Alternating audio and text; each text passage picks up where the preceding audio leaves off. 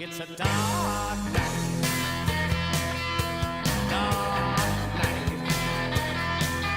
It's a dark. Hello and welcome to Big Dumb Movie, where we discuss a different Big Dumb movie every episode. I'm your host, Corey, and I'm here with my co-hosts, Alan. Hello.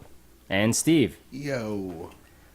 All right, we watched From Dusk Till Dawn this time around, and it is a movie directed by Robert Rodriguez. I fucked it up already. It didn't take long. You know, I listened to the last episode, and goddamn, I fuck up so much when I talk. It's like hard to listen to when I edit. It happens. You're awful, Corey. Get out. Anyway, but before we talk about Robert Rodriguez, I want to talk about Quentin Tarantino. I have a question for you guys. Yes. What's your favorite Quentin Tarantino film? One that he directed.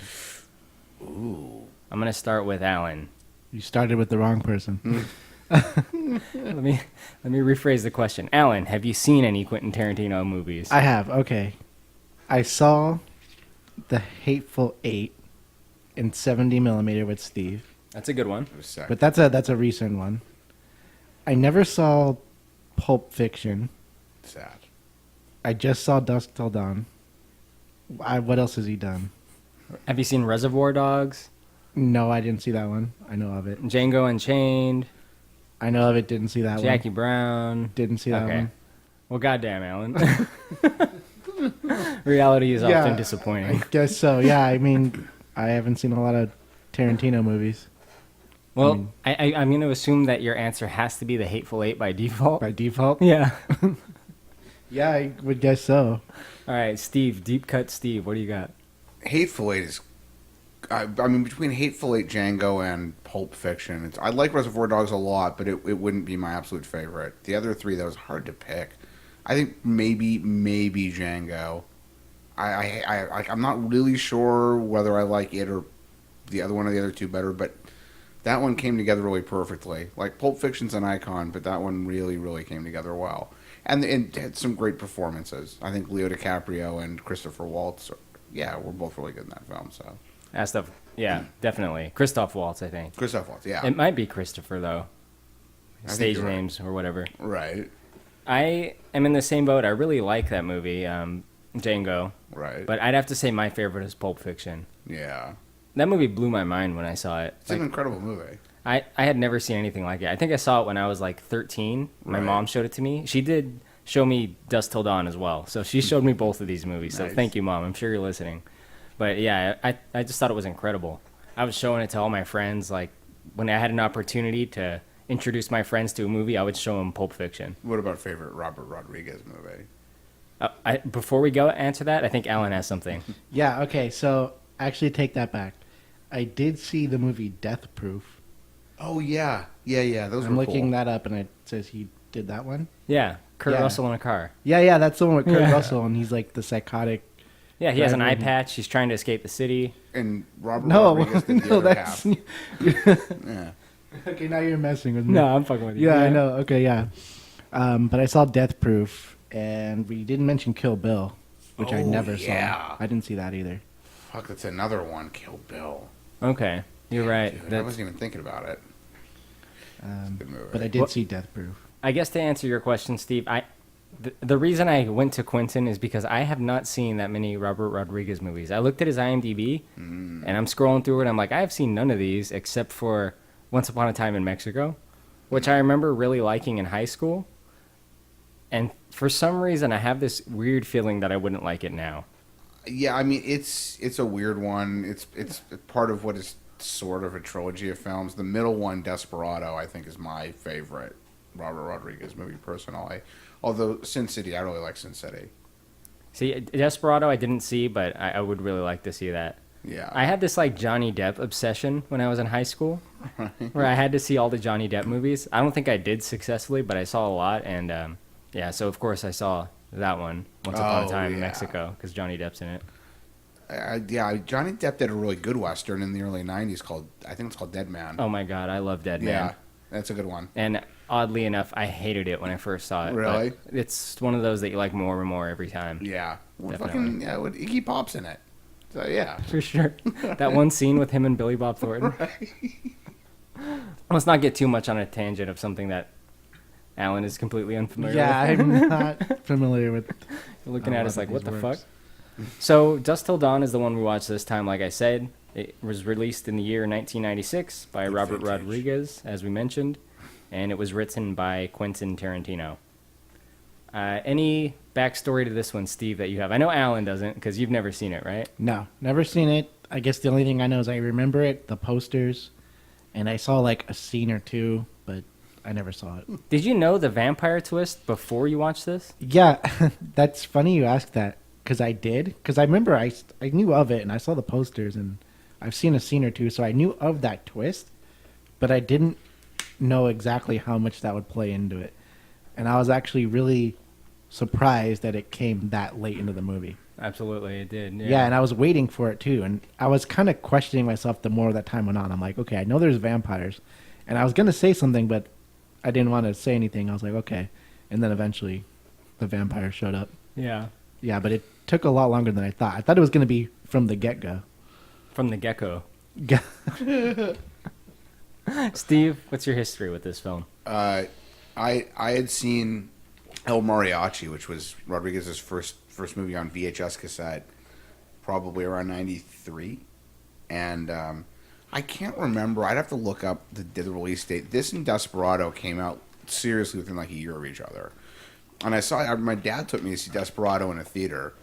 I don't remember whether or not I'd seen it before this, but I knew who Rodriguez was. I liked what he was doing. I didn't get to see this one in the theater because I would have only gotten to if my father had taken me, and for whatever reason, we didn't get to go. But about a year later, approximately, I ended up going to Arizona with my parents during the summer on a trip I was not supposed to be on. I was supposed to be at sleepaway camp with my brother, and I broke my wrist literally the night before the bus left for sleepaway camp. And the camp organizers would not let me go to camp with the broken wrist. So my brother went to sleepaway camp. I went to Arizona with my parents. They got a suite that had a TV in the living room and free pay-per-view. And Dusk Till Dawn was on pay-per-view, and it was on just a 24-hour loop on one of the free pay-per-view channels. So every moment they weren't in the room, I was on the couch in the room watching Dusk Till Dawn. And I must have watched it through like 4 times. I loved it. Like, absolutely. That's amazing. Yeah, it was great. And your brother went to sleepaway camp? My brother was at sleepaway camp. It was revealed that the girl was the killer the whole time. But she had a dick. Oh, he's just like a crossover with the Crying Game. Oh man, sleepaway camp. Like I said, my mom introduced me to this film, and I just thought it was so fucking cool. I mean, there's not a whole lot to say. Like, seeing this at like 14 or however old I was, it was somewhere around there. Yeah. Like, this was just like completely fucking mind blowing to me. Right. The one, I guess, I don't know if it's a good or bad thing, is that my mom told me that there was like a vampire reveal. So I've always wanted to show someone this film without them knowing that. Right. So I showed my wife recently, who had no idea anything about this. And good God, she was not happy about that. She did not like that reveal, man. She was into the first half of the movie, but by the time the vampires showed up, yeah, she was not very happy with me. Wow. You asked me. That's why you asked me if I knew about the vampires, which I did. But that's funny you say that because while we were watching it, I was thinking almost that exact thing. I was thinking that, okay, I knew about the vampires because I saw the movie or I saw parts of it. But, like, if you didn't know about it, that's got to be so crazy. I was just trying to think, like, what if I didn't know about the vampires? I did not expect that. For sure. Unless I knew about it. And I was just thinking, like, that's a wild twist. Like, It's like Terminator. You got to find someone who knows nothing about the Terminator film, show them Terminator 1, where Arnold Schwarzenegger is the bad guy, and then show them Terminator 2, where it's like they're making it seem like he's the bad guy, but then he's the good guy. so they get the full effect. They get the full experience, yeah. So what, like a 12-year-old? I mean, like... Or it's just someone out of touch with, like, movies, you know? I'm sure Right. you can find someone. That's probably true. Anyway, let's talk about From Dusk Till Dawn. Let's go right into the film. Now, I'd like Alan to describe the intro scene. Alan, what are your thoughts? What happened? Oh, okay. So it starts with the sheriff getting to the gas station, or it says like Liquor World, or what's the store name? It's called Benny's World of Booze. Benny's World of Booze. So you see the sheriff come in, and he starts talking to the clerk, and what does he ask him for? Oh, I took a note that he tells him not to eat microwave burritos. And then immediately after that, he asks him for a bottle of Jack. I know. I just love little stuff like that, like in this movie and any Tarantino movie. Yeah, he He's tells like, him, "Don't this eat the typical burritos." Texas Ranger dude. He's like, Yeah. you know, that microwave food will kill you. Let me get a bottle of Jack. Yeah, and then he says, "Oh, I'm gonna get tanked." Like, "Oh, don't eat those burritos, but I'm gonna drink a lot of liquor." Did you break for lunch or nothing? I'm by myself today, ate my lunch out of the microwave. Jesus H. Christ, Pete. When you gonna learn that microwave food will kill you faster than a bullet? Some of them damn burritos ain't good for nothing but a hippie when he's high on weed. Pull me down a bottle of that Jack, will you? Yeah. I think I'm gonna get tanked tonight.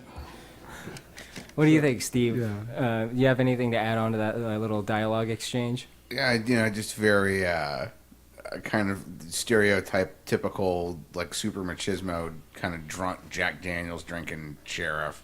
Yeah. But I think one thing may have gotten missed because we were talking a little right when the movie was starting is that as the sheriff is getting out of his car, squad car, to go into the liquor store, you can kind of vaguely hear over the radio the dispatcher talking about a bank robbery and hostages having been taken. Oh. I think I'm going to say this a lot, but there's so many good little touches. Right. Like, this thing really comes together well. Right. There's hints and clues everywhere, and there's just, like, subtle things, even down to the point, for me, of, like, facial expressions. Yeah. I mean, it goes without saying. I'm just going to say it now. I fucking love this movie. Me too. I absolutely love it. So I'm going to be sucking No this movie's apologies. dick the whole time. Right. Anyway, yeah, you're right. There is a little bit of a hint of that. Go on. So he gets into the store and has his, you shouldn't be eating those damn burritos exchange with the clerk. But then he excuses himself to the restroom. He has to drain his He lizard. has to drain his lizard. He says that. Yeah, gotta drain my lizard. This guy's awesome. He's played by an actor called Michael Parks. Oh, and yeah. he's playing, I thought it was a sheriff too. They later say it's a Texas Ranger. Oh, you know what? You're all right. Yeah, Texas. these guys kill quite a few Texas Rangers off screen, and this one on screen. I guess spoiler alert. You know what? We never say spoiler alert. It just occurred to me. We said it in like the first episode, and that's it. I Anyway. thought that was kind of assumed. But while he's in the restroom, we discover that, I guess I should say he then verbally explains to the clerk that there's been a bank robbery in the city of Abilene, and that the people who pulled that robbery off have killed some police officers and some some state rangers, some Texas Rangers, not some park rangers. That'd be some shit. All right. Here we go with the Ranger thing again. 3 episodes in a row. Power Rangers, Texas Right. Rangers, Army Rangers. They haven't killed any Power Rangers as far as the movie makes us aware, but you never know. If fucking Nick Cage from Con Air was here, man, he would have taken the Gecko Brothers out. He would have just snapped their necks and gone to prison for another 20 years. Right? He would have killed these 2 like murderers, Yeah. and he would have still gone to prison. He would have got that same judge. You just never learn, do Yeah. You're a weapon. you? You're a weapon. And we learn that they've killed officers and some Texas Rangers. They've also taken a bank clerk and 2 young women hostage. And then he goes and excuses himself to the restroom. At which point we discover that the 2 perpetrators, along with the bank teller and the 2 young women they've taken hostages, are actually there in the store. And they've got a gun to the clerk's face, and they accuse him. George Clooney's character accuses him of not being cool enough. I know. Could you have asked for a better actor, like of a clerk? Like, No, absolutely. This guy, his performance is like he says, he should have gotten an Academy Award for that shit. This is the best supporting actor. Yeah, that part threw me off because I haven't seen it, and I did not expect it to start this fast. Because the first couple of minutes, it's the whole sheriff or the ranger talking, and there's a couple of minutes before he goes to the bathroom. But then when you see them there, like Steve mentioned, it just goes 0 to 60 way fast, and I did not expect that. Yeah, I Like, mean, they're just Michael there all of Parks, a sudden. he's saying all this stuff, how, like, if he gets his hands on these guys, they're going to be sorry and all this stuff, you know? And, yeah, it doesn't go well. I mean, like you said, George Clooney, who plays Seth Gecko, and then there's Quentin Tarantino, who plays his brother, Richie Gecko. They are holding these 2 girls at gunpoint, and they tell the guy, you better start acting better because it seems like something's up, even though he's, like, completely playing it fine. Look, You asked me to act natural, I'm acting natural. In fact, under the circumstances, I think I had to get a fucking Academy Award for how natural I'm acting. You asked me to get rid of him, I'm doing my best. Well, your best better get a hell of a lot fucking better, or you are gonna feel a hell of a lot fucking worse. Everybody be cool. You be cool.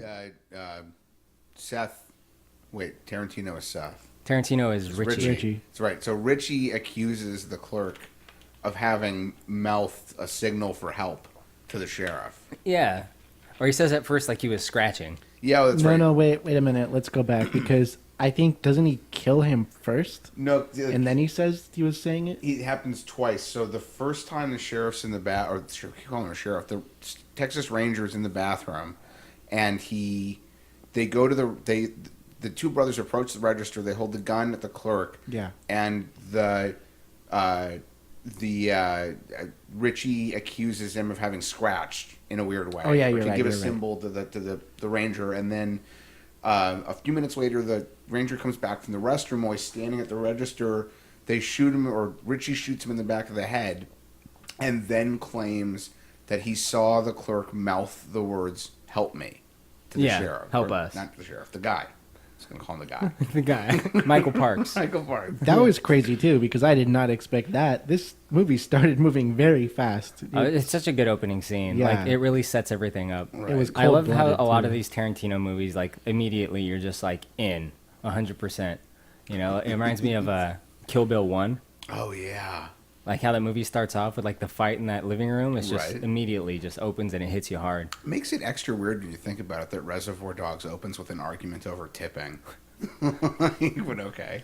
With the Marietta Mangler. Mr. Pink, yeah. Yeah. Even like the dialogue, Pulp Fiction and Reservoir Dogs openings, it just there's something really interesting about it. Yeah. And he can certainly write dialogue. He's got a way of introducing you to the main characters like immediately. It's really Absolutely. interesting. Now there's that whole help us thing. When you're watching this for the first time, you're probably thinking like, oh, maybe he did do that, or like, you know, maybe he is trying to signal a guy. Right. But this is just like the first sign that Richie is out of his mind.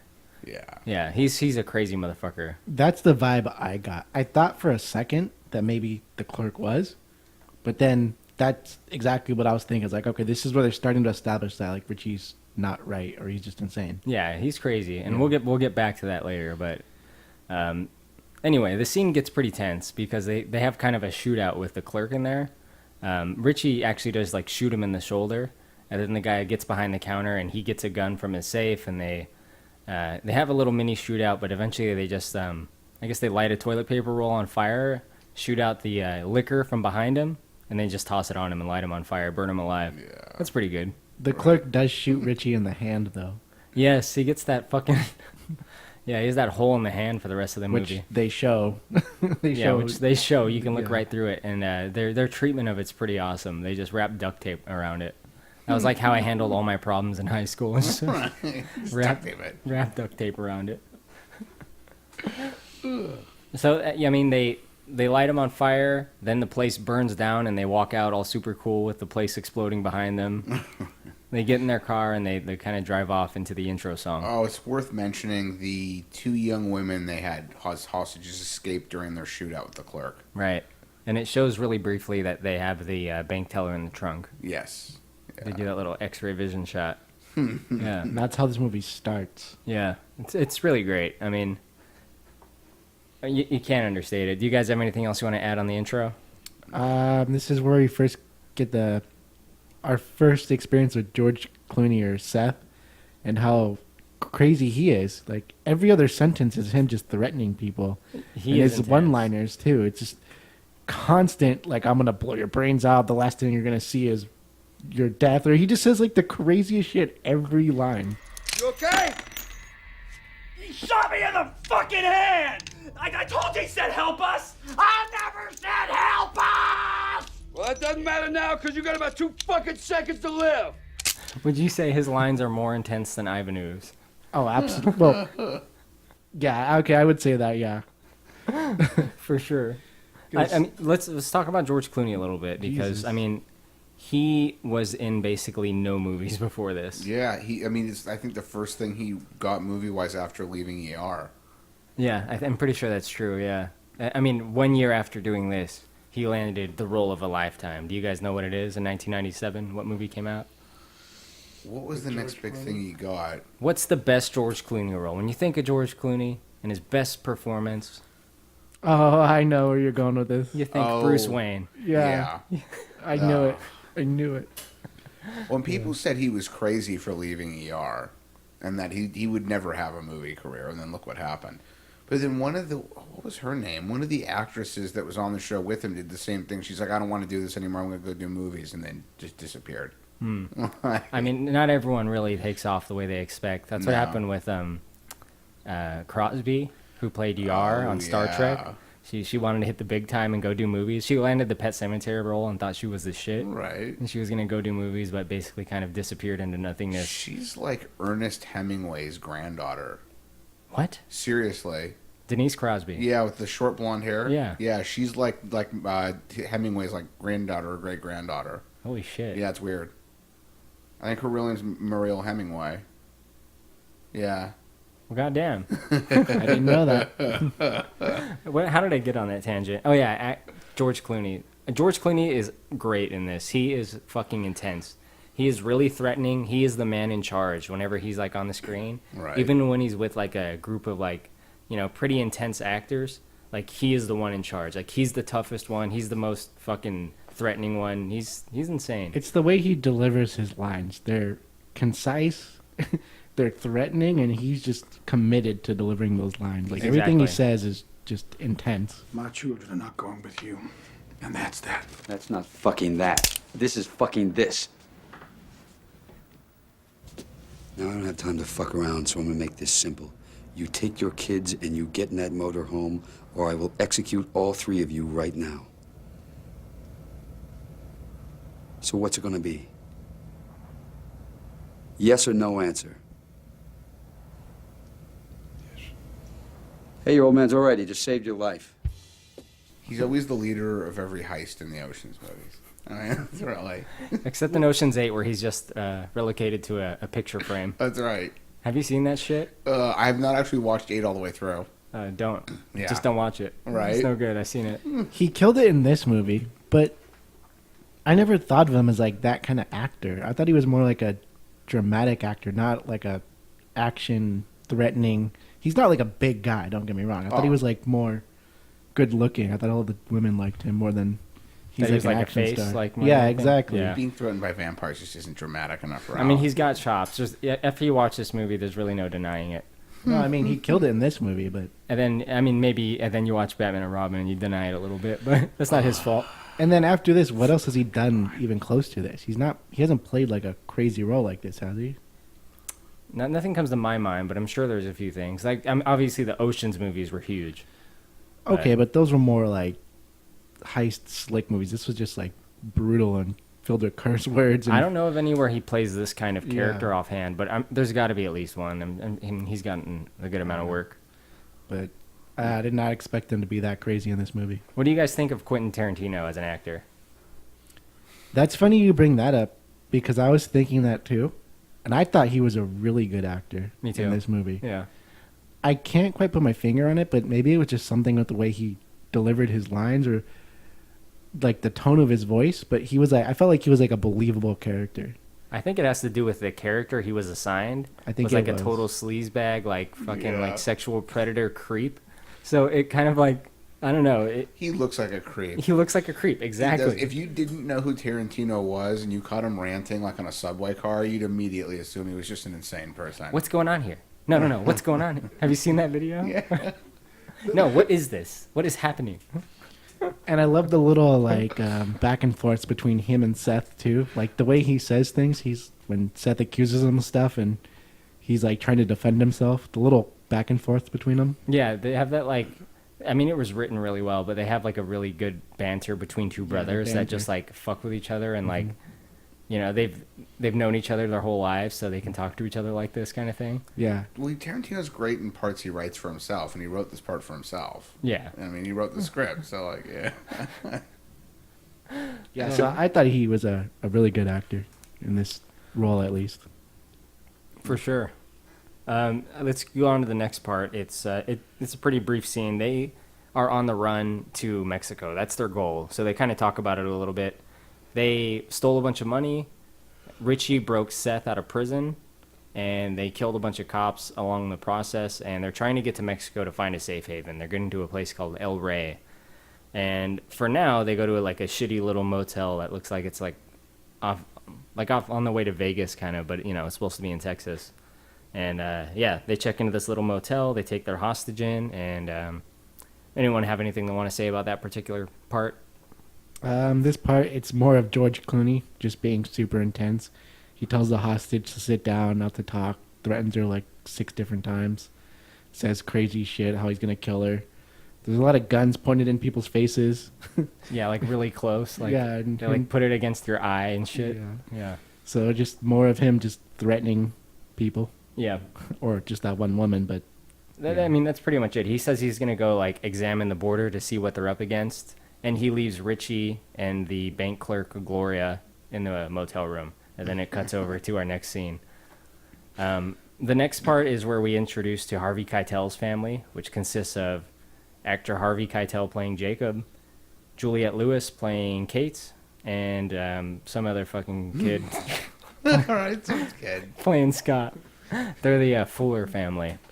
Yeah. Now, this is actually a scene that I don't really like. When I was younger, I would always fast forward this one scene. And I think the movie would benefit without it. I don't think anything that occurs in the scene is necessary, but maybe one of you guys will contradict me on that. I think the only part of it you really need to know is that Harvey Keitel's character is a struggling pastor.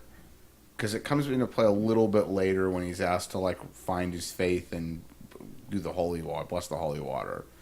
But yeah, I mean, I think you're right. They made more of it than it needed to be. It could have been like a minute and a half of like, here's this dude, his biological daughter and his adopted son, and they're taking a trip to kind of get away from things after his wife has died and he's lost his faith and resigned being a pastor.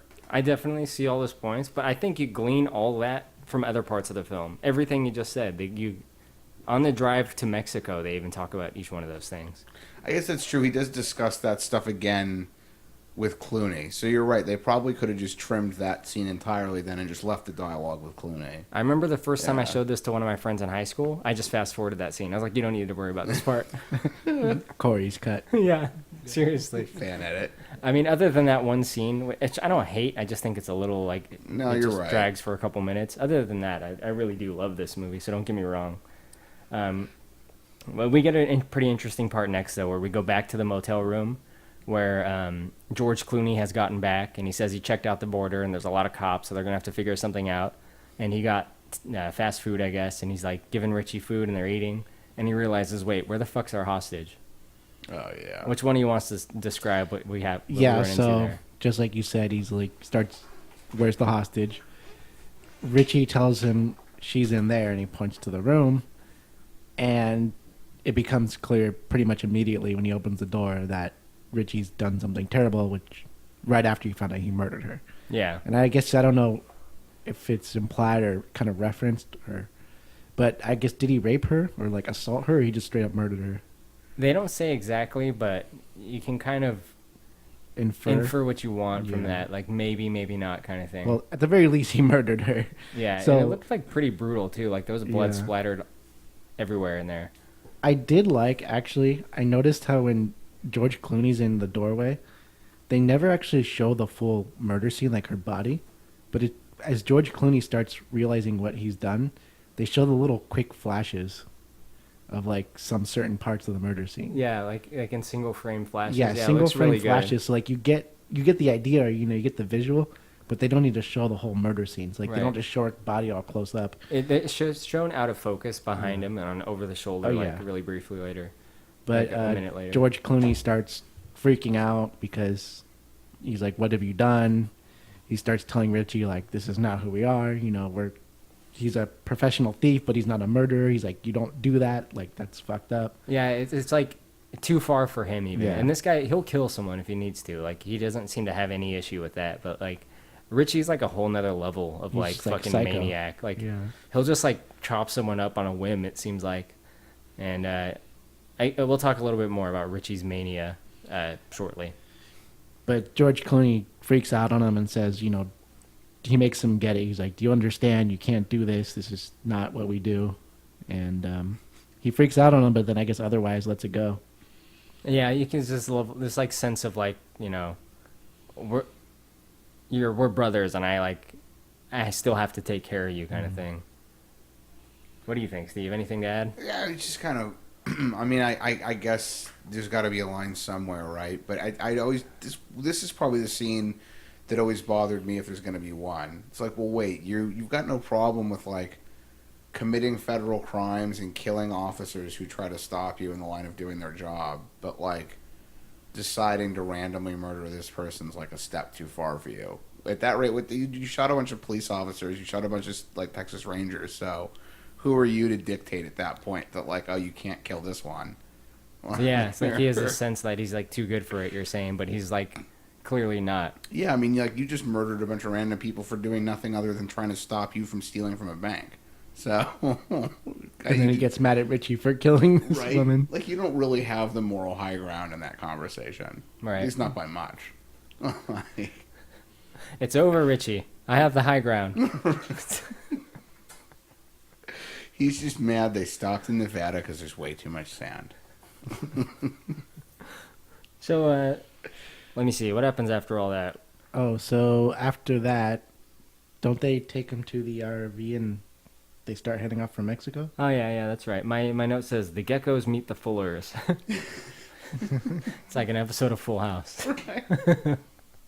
So, the Gecko Brothers, they, I guess, concoct a plan off screen to get this family, the Fullers, to drive in their RV that they have up to Mexico. So they'll just hide in the RV. That way they don't get noticed by cops. Obviously, they can't do it because they're going to be recognized, right? It's known that they're heading for the border, and I guess there's a lot of stops along the way. So they basically abduct this family. They go into their room, and well, let's talk a little bit about what happens when they go into the room. Steve, could you give me some info on that? Well, they go into the room, they find the adopted son playing with his guitar, and the father flipping TV channels, Jacob, and they force their way in. They make the two men sit on the bed together. So what's the story with you two? You a couple of fags? He's my son. And Clooney's kind of explaining what's going to go on. In his threatening manner. Intense manner. Right. When Juliette Lewis's character comes into the room. What's this about, money? About money, all right, but not yours. My brother and I were in a little hot water. I want to need your assistance. Stop. What's going on? We're having a bikini contest, and you just won. It's okay, honey. Everything's gonna be all right. You listen to your daddy, Sugar, and you don't do anything stupid. You two. Simon says sit the fuck down. Sit down. And they immediately have to kind of wrangle her and make her part of, you know, being aware of what's going to happen. But immediately Richie gets fucking weird about it. Like, you can tell that this teenage girl who's just come into the room with a bikini top on has like lit him way up. While Seth is explaining what's going to be going on, Richie has this momentary hallucination where she invites him to perform oral sex on her. And Alan, would you please quote it? Right. That was weird. I thought that scene was weird. That's a no. No, that's thanks. fine. It was an awkward scene. I'm editing it in. It's okay. Richie, would you do me a favor and eat my pussy for me, please? Sure. Richie, hey. But yeah, I guess that's our second, or it's meant to further dwell upon the fact that Richie's not right and he's insane. Yeah, and at this point, the way they do it is they make it like they shoot it in a way where you know it's not really happening. Yeah. She doesn't really say this line to him. So it's just like him in his head. Quentin Tarantino and Robert Rodriguez said it's like he's schizophrenic, basically. So this is their way of showing it. Right. So that's really what's wrong with him. It was, as a kid, I was so confused by this and like his mania in general. Right. Because I remember, and I might be misremembering this, but I remember my mom telling me that he's not crazy. So I was trying to make sense of how it was real. But I probably am remembering that. Not your fault, Mom. Anyway, but yeah, he's I guess crazy. supposed to be schizophrenic. Yeah.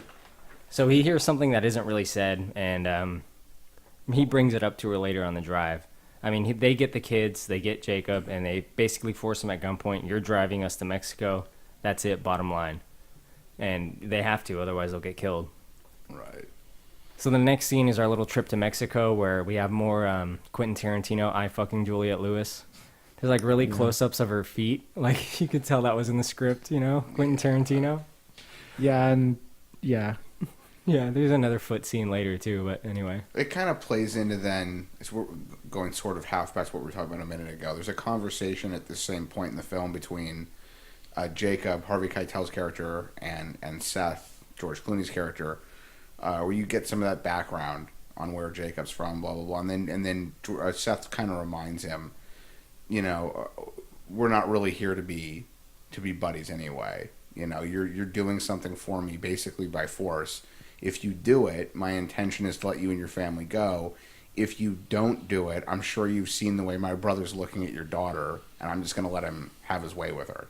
Yeah. So, yeah. It's a pretty good way to get in his head. I don't think he would actually let that go on. I don't think so either. He has this like mentality that he's better than that. Right. But it is a good way to scare them into doing what he wants in his position, at least in his mindset.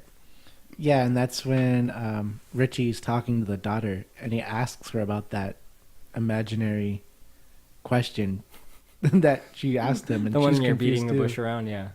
Solicitation. Say it. Say it. You're gonna edit it in anyways.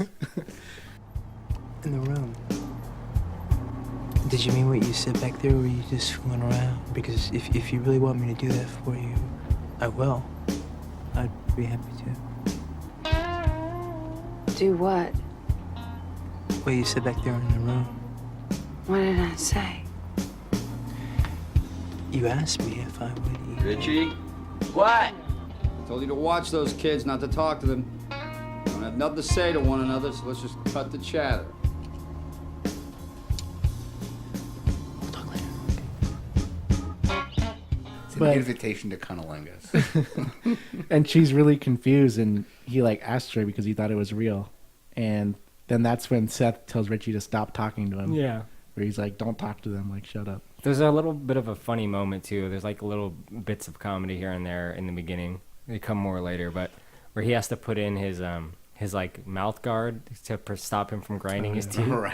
Because he's like, I don't know, it's kind of like a funny like human moment. Like, these guys are these crazy motherfuckers, but you know, he grinds his teeth, and he has this thing that he got from the dentist so he doesn't grind his teeth. It's because Seth tells him to, or reminds him. He's like, "Put in your mouth guard." Yeah, your bit. Yeah, like, your bit. I don't know why, but the part of that I always found the most amusing was the idea that he had to go to a dentist's appointment to get that thing made. Yep. And it's this total psychopath and his brother, who were like professional thieves, went to a dentist appointment to get one of them a grind guard for his mouth. No matter how badass you are, you can't rise above the human condition, man. Right. You still got to get your teeth fixed. Can you imagine just like the doctors treating them? They're just laying there thinking about their next robbery. Yeah.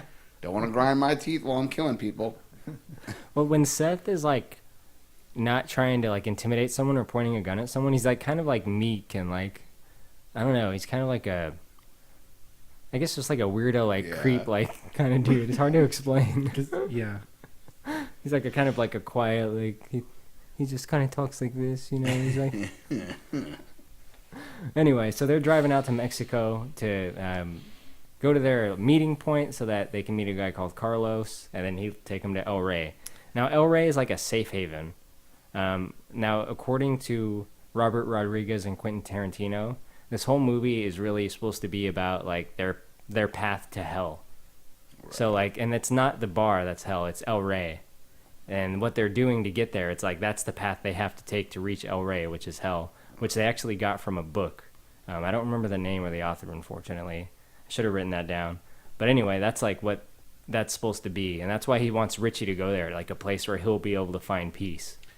I don't know if it's what their intention was. I hadn't heard as much, but I wonder if any of it was meant to be allegorical to Dante, to Inferno.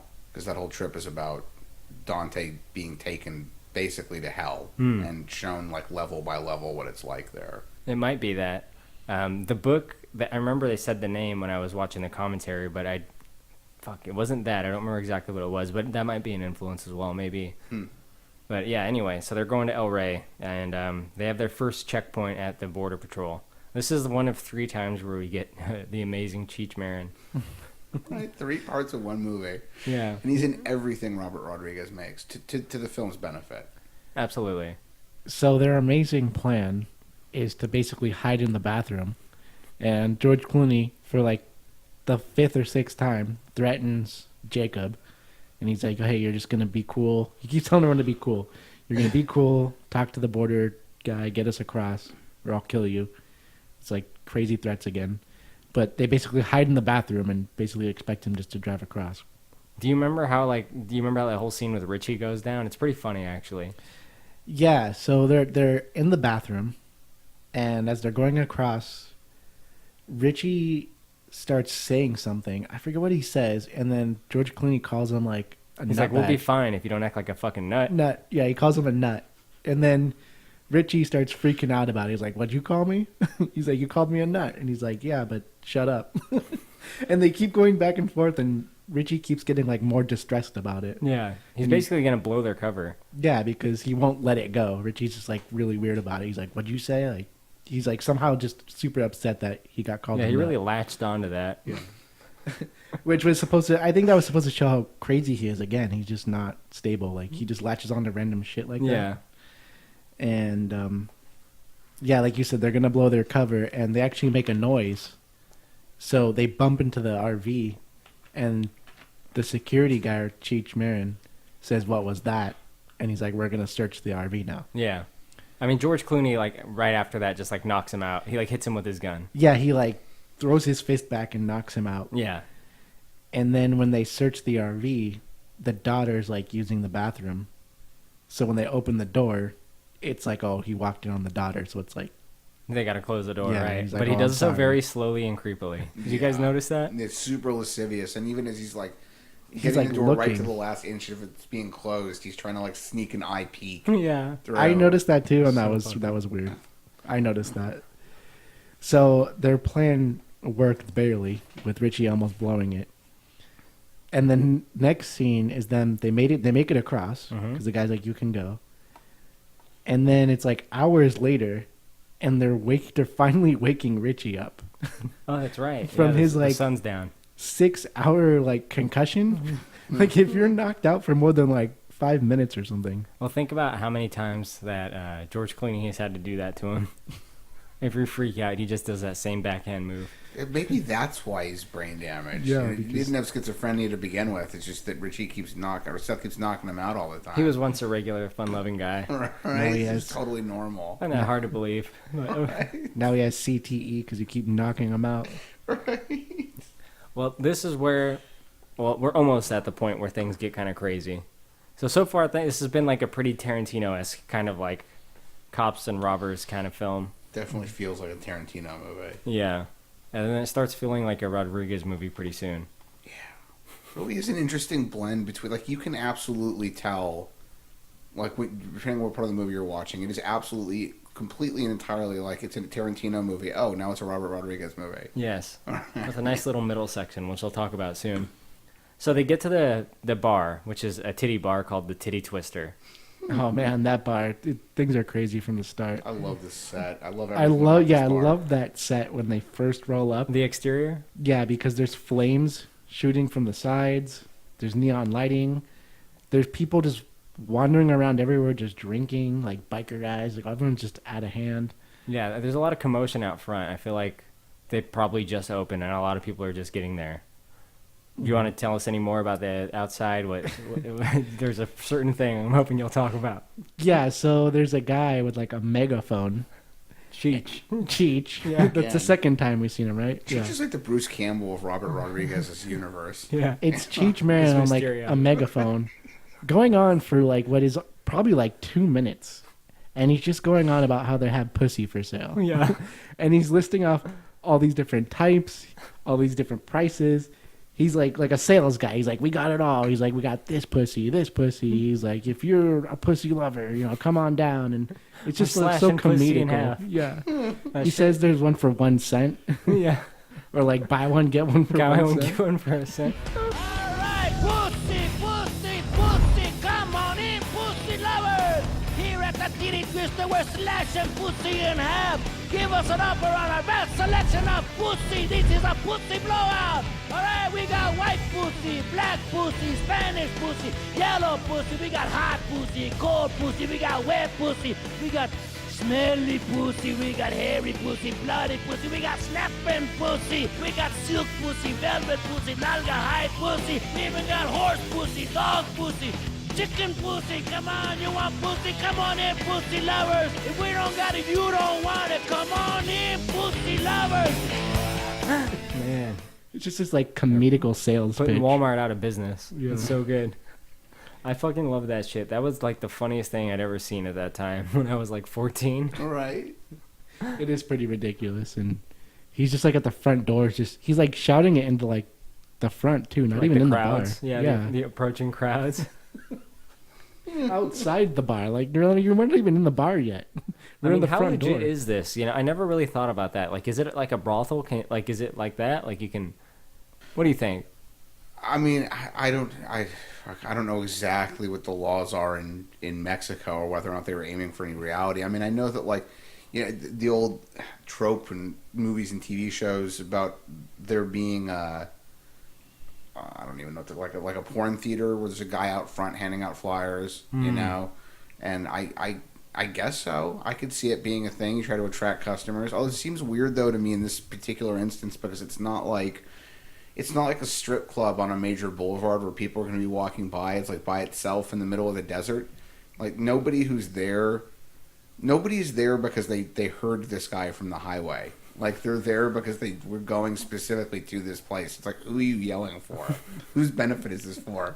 Which, you know what? It brings up a really good point. There's no way they do this every night. The vampires, right? They probably do this, like, once a month or every year. Right. I mean, because they got to, like, have, like, a customer base. If they eat all the customers, then no one comes back, right? Because they want, like, people to, like, word of mouth to get around and stuff, right? So it has to seem, like, legit. When you think about it, though, I guess that's one of what I would consider to be the few flaws in this movie is they don't really give you much information on what the vampires typically do here or, like, how their normal business operation goes, like, how they pick victims. It's just like, in this case, shit happens to go down that kind of instigates Oh, yeah, a you're huge right. fight, Now that I think about it, yeah. It does kind of start off for a specific reason. Well, let's get into the bar. So on their way into the bar, they're stopped by Cheech with a megaphone, or actually I think it's a microphone. He says, you guys, wait, hold on a second. And they just proceed to beat the shit out of him for no reason. It's pretty great. Yeah, that part was hilarious. I made a note of that because you see Seth punch him, like, rapidly.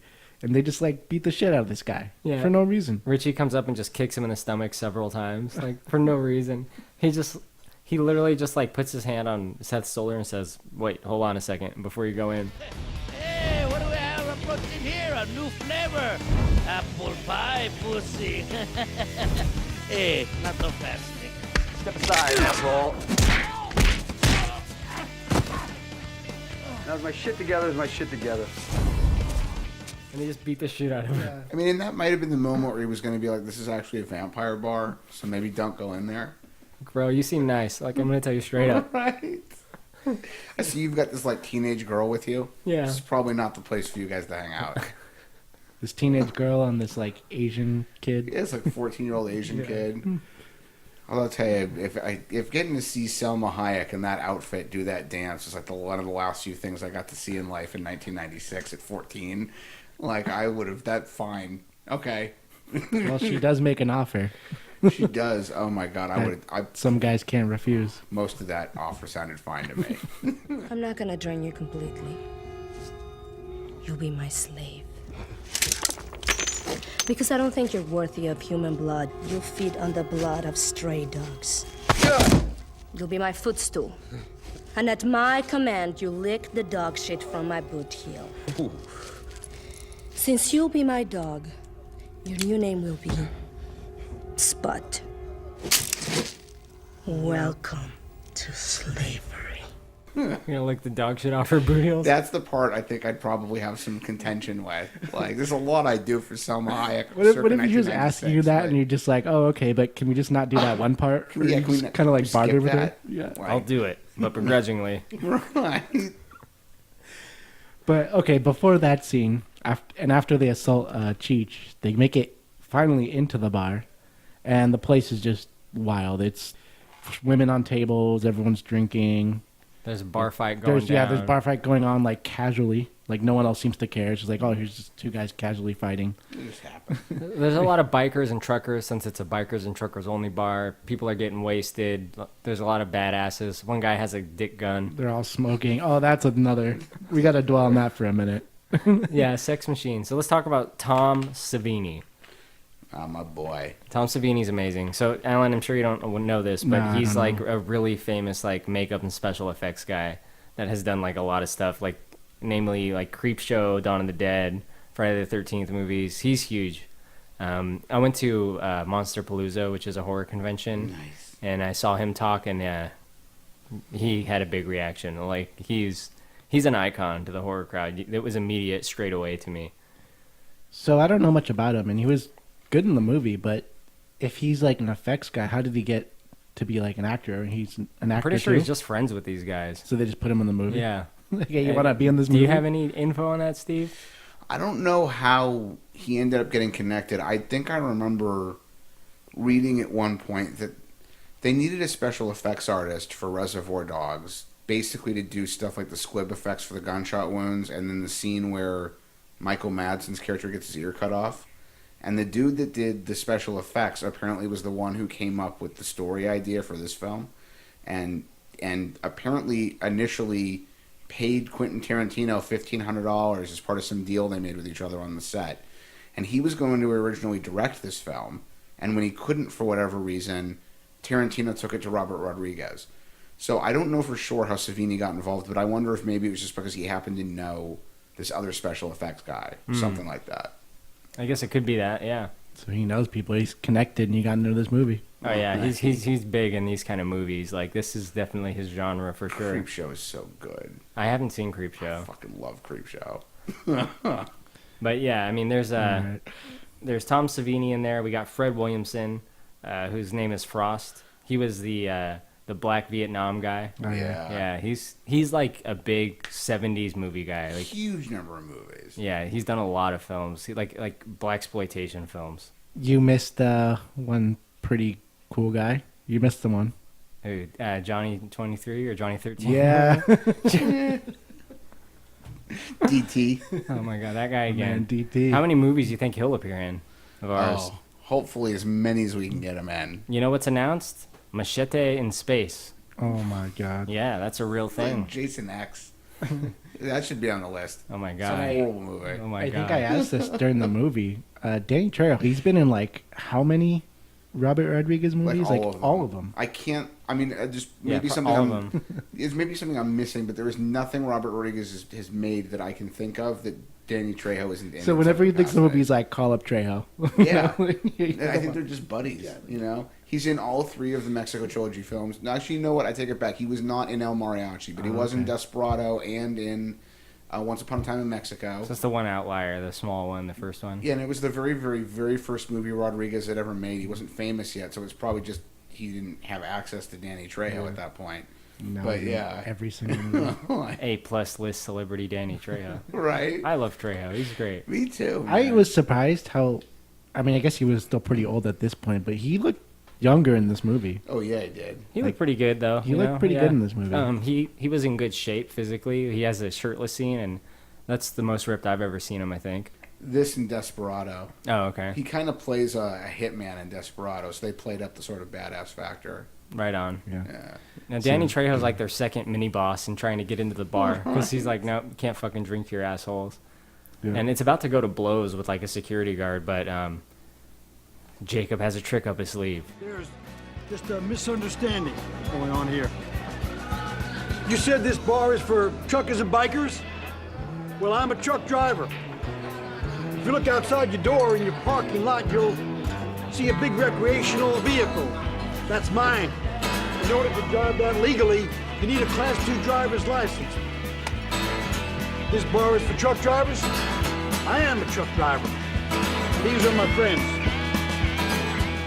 He's like, I am a trucker. Boom. And he pulls out his like trucker license, and they're like, all right, you can drink here, I guess. Yeah, like, oh, you got us. Teenage kids drove an RV. All right, you're one of us now. Like, it's a super hard bar, and Danny Trejo's just badass, and he's like, oh, you got me on this technicality. Yeah, the reason they accepted it is because they didn't want to get fucked up. They saw that look in the eyes of Seth. I think that's it, you know? Right. I mean, the whole thing is here, they only let bikers and truckers in. I think it's because it's like these people that won't be missed in society. Yeah, they're like, transient. I mean, not permanently, but they're in the process of moving from place to place. Right. Pull off the highway, and you just, especially like somebody like a lifelong biker, you know. Or like a trucker. They disappear. It could have been anywhere. You never know. Yeah. They have this huge route across the country. Yeah. But, I mean, it's a pretty good method they have of taking in their prey. Right. So, yeah, I mean, they sit down here. This place is fucking crazy. There's, like, chicks dancing with their titties out all over the place. You got fucking Tom Savini with a dick gun. Fred Williamson's playing dominoes.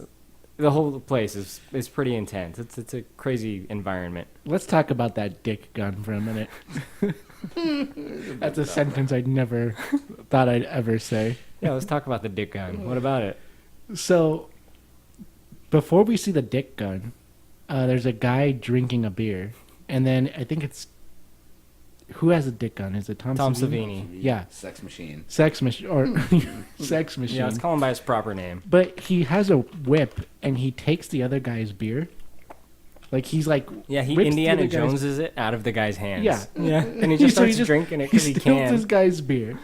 That guy's obviously mad and pulls out a knife like, hey, what the fuck? Like, what are you doing? And then that's when he points down to the dick gun. The other dude pulls out a knife. No, the other guy pulls out a knife. Yeah, that's what he's saying. The other guy pulls out a knife, and then he's like, here's my dick. Yeah, he like brought a points knife to to his a dick gun fight. Right. He put a knife to a dick And it's like this like revolver, so it's like several shots, and it's like The built funny into, thing like, is, his there's no way it would mechanically work. No. Because, like, the... what do they call... I don't know much about guns, but, like, the barrels, whatever, the balls part, are, like, not connected to the shaft barrel. part, right? Right. Yeah. They're, like, below and to the side, so, like, it can't bring the bullets into the... Whatever, who cares? Who cares about James dick Rolfe gun interviewed mechanics? Tom Savini about this. You guys know James Rolfe, Angry Video Game Nerd? And he asked him about it. Somebody actually walked up to me and said, how do they get the bullets from the cylinder into the shaft? And I had to explain, you know, it is only a movie. Okay. You can throw reality into this and ruin the dick gun. It's like, I love that scene from The Simpsons when the nerds are asking Homer about Itchy and Scratchy. Yeah. And then they're like, oh, in the dungeon we get the key. They ask, how do you get the key for the dungeon in the Itchy and Scratchy video game? And then one of their questions during the panel to the actress who does Itchy and Scratchy's voices is like, in this one episode, Itchy kills Scratchy and pulls his rib cage out and plays it like a guitar, but then... A xylophone. Like, a xylophone, yeah, but then, like, the same rib makes two distinctly different tones. Are we supposed to believe this is some kind of magic xylophone? Yeah. Like, shut up. The same shit. He's like, it's a movie. Like, Right. shut up. Oh my God. This is why nerds have a bad reputation. This is the exact reason. All I ever want to do is show up at Star Wars conventions where Lucas is speaking to harass him about Jar Jar. Well, and Jake Lloyd's dialogue, but that's a whole separate thing. Are you an angel? Oh, man. All right, let's get back to where we were. So Okay. there's a little bit of a midpoint in the film. Now, this is what separates the two movies, because this one movie is two distinct movies. Like you said, it's the Tarantino movie at the beginning, the Cops and Robbers film. The second half is a complete fucking vampire bloodfest. The part in the middle is the Santiago Pandemonium. Oh, yeah. Oh, no, wait. Santanico Pandemonium. There it is. Which is Selma Hayek doing a dance to Tito and Tarantula. That's the name of the band, by the way. Yeah. They're friends with Robert Rodriguez. Oh, yeah. Yeah. But he introduces her as, like, the most evil mistress, or how does he introduce her? He says something like she's, like, something like she's the evil. most vile woman on the planet. I'll put it Yeah. in here. And now, for your viewing pleasure, the mistress of the macabre, the epitome of evil, the most sinister woman to ever dance on the face of this earth. Fight this! Lowly dog, bow your head. Kneel and worship at the feet of Santanico Pandemonium. That's what he says about her, and I guess she's supposed to be like maybe like their leader, or at least the leader of that little sect of vampires. I got that impression. Kind of what I got, like the queen. Yeah, kinda. like the queen. They are like oddly inspecific, and then she's not there for very long. Like, don't get me wrong, I any excuse to squeeze that bit into the film was fine with me, but you know, it's just like it's kind of an egregious. It really is almost just, as you were saying, a transitionary scene.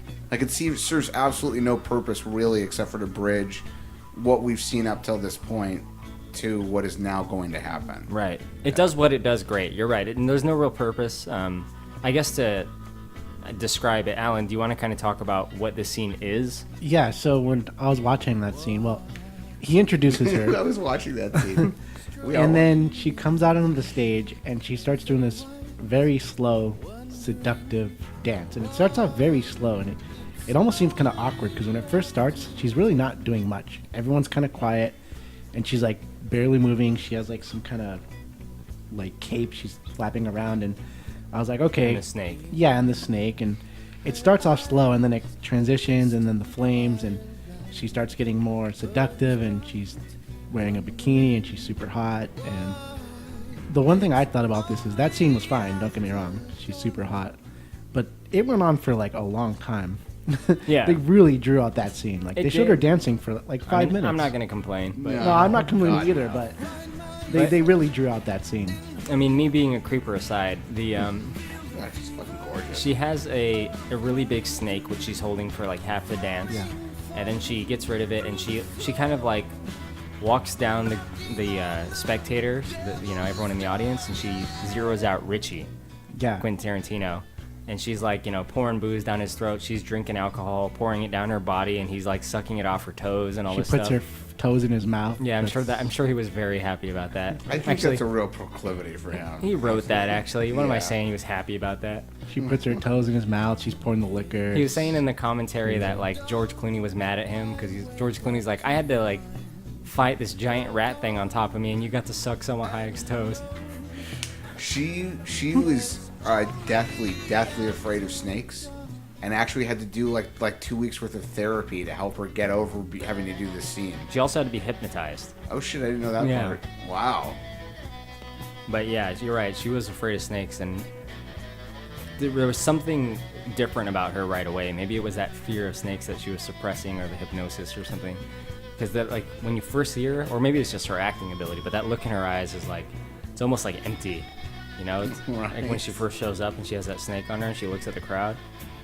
Anyway, she does her whole little dance thing, and then the group is approached by the security guard. So Cheech, who got the shit kicked out of him, Danny Trejo, and this one like big guy, security guard, they come up to confront them for that whole incident out front. Basically, Danny Trejo has a knife that he stabs through Richie's hand, which is already shot, and they kill the guys. Well, they shoot him. I shouldn't say they kill him. Do you have anything you want to add to that part, Steve?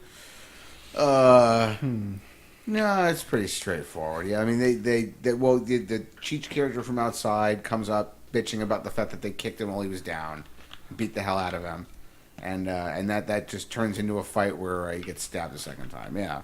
Oh, and this is where they shoot some people, and George Clooney has like unlimited ammo. Yeah. In his 6-shooter. He's like a video game character, man. He shoots like 15 shots. For sure. He does run out sometimes, but he fires way more. Yeah. Anyway, this is the turning point right here, because you see Selma Hayek's character, and she sees the blood all over the place, and she immediately transforms into a vampire. This part was kind of jarring for me, because up until this part, it was all, there was like no computer effects. It was all like practical effects. Mm-hmm. But then you see her like transform into a vampire, and it looks pretty bad. You think it looked? I didn't mind it. I mean, I didn't, but there was no effects up until that point. So it was like really just Oh, I see what you're saying. It was jarring to fast. see like Yeah. a special effect on screen Exactly. like that. Right. I guess there. maybe that was more what it was, because up until that point, everything's just kind of flowing, and then all of a sudden we're like, oh, now we have the vampires. What's interesting about her look, I think she looks great when she is transformed, though. Like it's all makeup, you know. Okay. It's all practical effects on top of her. They're not CGI creatures, which I think is great. Yeah. But she looks different than every other vampire. I don't know if you guys noticed this. She looks like a snake. Yeah, it's true. Yeah. She was holding the snake, and she's the one that looks like a snake. They all either look like regular people with vampire teeth, or like just complete demons. Kind of like zombies in a way, actually. It's true. Which begs the question now: is she reveals herself when Richie gets stabbed because Yeah. he's bleeding, but what about everyone else that like got shot? Like, why does she go after Richie, or Well, like, why does he trigger it? She is like she's like attracted to him almost. Like they said in the commentary that it's actually pretty interesting. Richie's like a predator to women, right? So he's always like when he first sees Kate, like he's on her right away.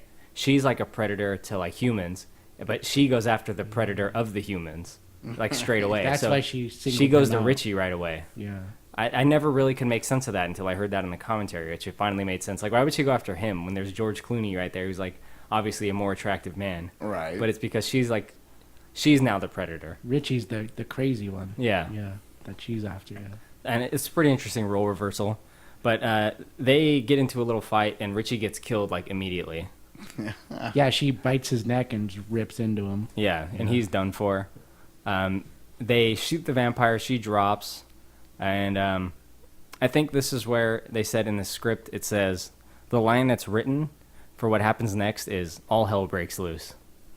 You know what's really funny about that is on my notes, I think I put that exact term. I put all hell breaks loose. Oh my God. I put that. Wow, so they really did portray that line Yeah. on screen perfectly. I put that exactly. I was like, all hell breaks loose. Steve, I'm going to need your help with this. Could you tell us what that means when all hell breaks loose here? When I mean, like within the context of the movie, or like the meaning of the phrase? In the context of the movie, please.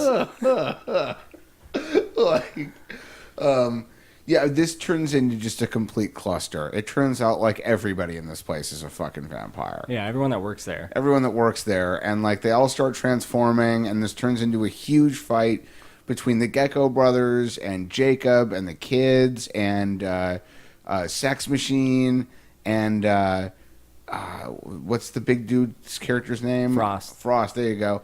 Like, yeah, it just turns into complete. Like, I would have said pandemonium. Like, pandemonium's my word for that situation. Like, just everything that could be happening is happening. It's a complete and total bloodbath. People are getting bitten. People are Yeah, getting right. thrown. And They're it's during flying everywhere. Right, and it's during the extended course of this scene that Jacob gets bitten. No, later. Is that No. later? Yeah, later. Okay, you know what? You're okay. You're right. Yeah. It is later. Okay, Yeah. Jacob gets bitten later, but this scene, I made a note specifically that when all hell breaks loose, they make a couple of cuts to the band, and the band is playing like corpses. Yeah, it's so that's fucking right. That was so crazy ridiculous. I was There's like, what? so much ridiculous, funny shit that happens here. I know it's like a bloodbath nightmare, but it doesn't really take itself seriously No. enough for it to be disturbing. How do you get those notes out of a torso? Yeah, the guitar's like a body, and everything's just crazy. It's electric, yeah. Yeah. Oh, it's amplified. Okay. Yeah. He killed a cyborg, you see. He's playing with an internal MIDI keyboard. Yep. So yeah, that was just like a what was that? So like comedic relief, or just kind of like a joke. Yeah, I mean, everything in here that happens is too insane for it to be taken seriously. Yeah. Like, people's arms are getting ripped off. Like, they rip off someone's arm and they whack them with it. They fucking... the Frost flips over a table and he tosses a vampire onto each like leg of the table through their chest. Oh, that's right. So it makes the pattern. They zoom out and there's like 4 bodies in this pattern. Oh, so his Yeah. Sex Machine shoots someone with his dick gun. It's magical, non. It's unfortunate that only happened once while he was sitting. I wanted to see him like standing with his hands on his hips, just like shooting, like rotating his body to like different enemies. It's true. There's very little payoff for the dick guy. They should have used it more. Yeah. Well, I mean, it's absolutely crazy. It gets to the point where there's only a few guys left, which is Seth and the Fuller family, Sex Machine, and Frost. And then there's a few more vampires, and they kill them. They are going to go kill the band, but they just jihad themselves the fuck out of there, I guess. They blow themselves up. They're just like, fuck you, and they disappear. Now let's kill that fucking band. I can do that. Fuck you, everybody. Good night.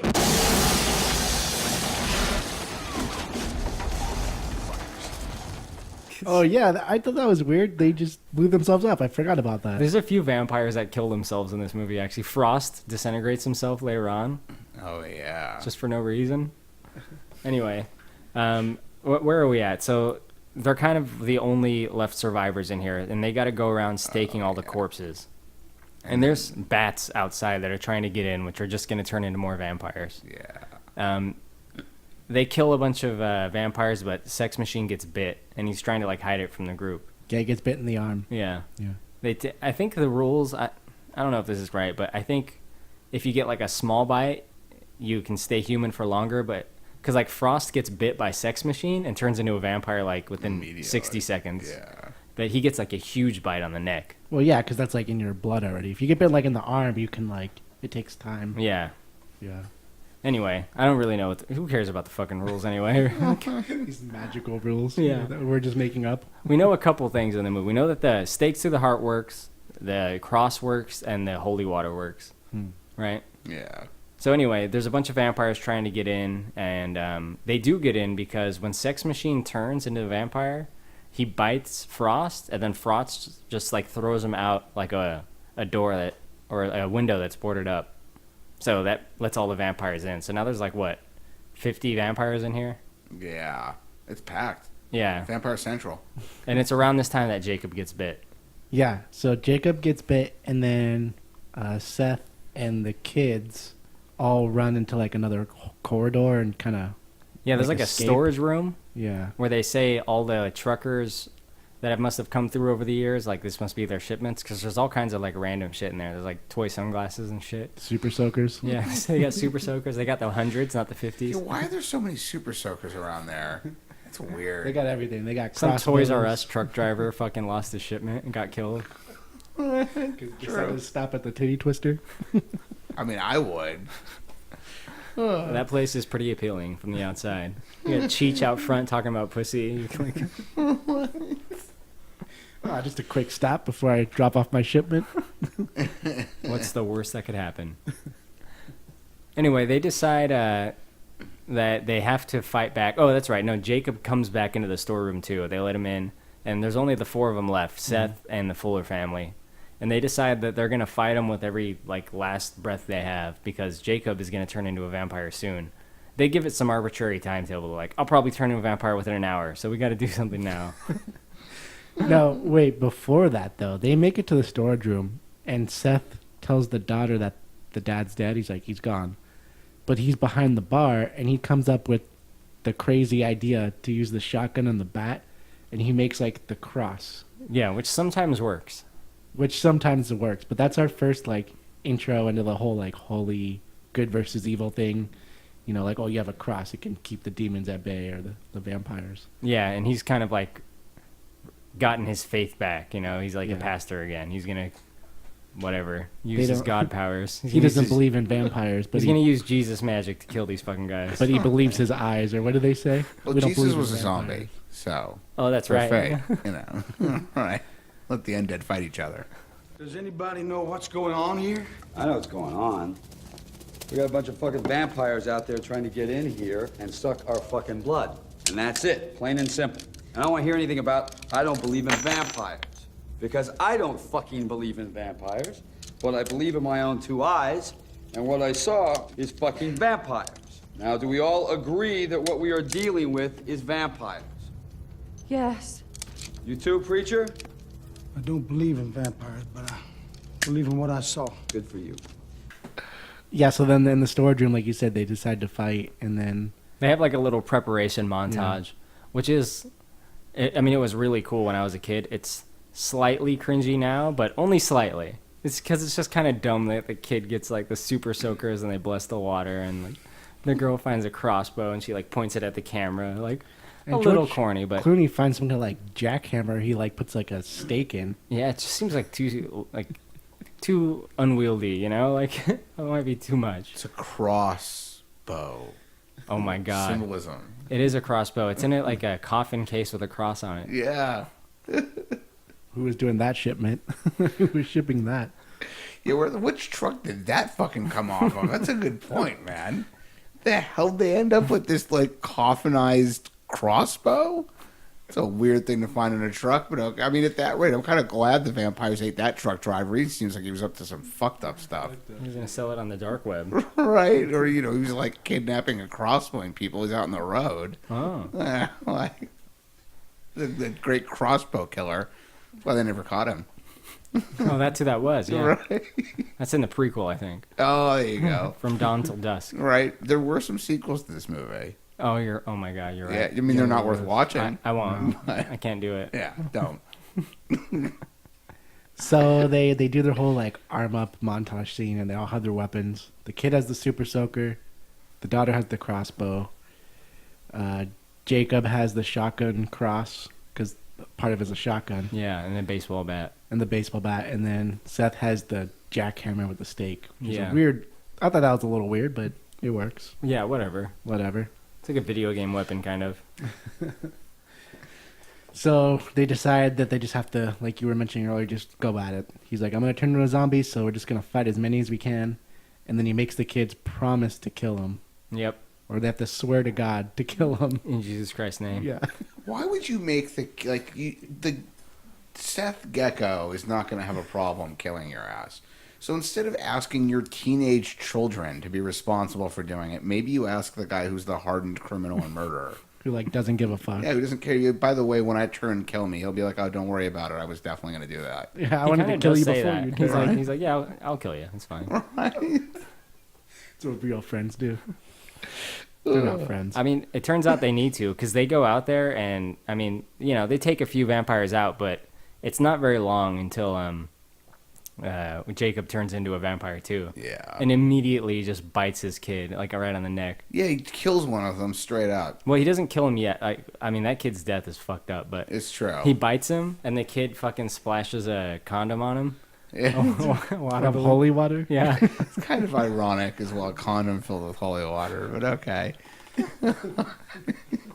That he blessed. I think they were showing that, like, he blessed the holy water himself, and now he's taking it.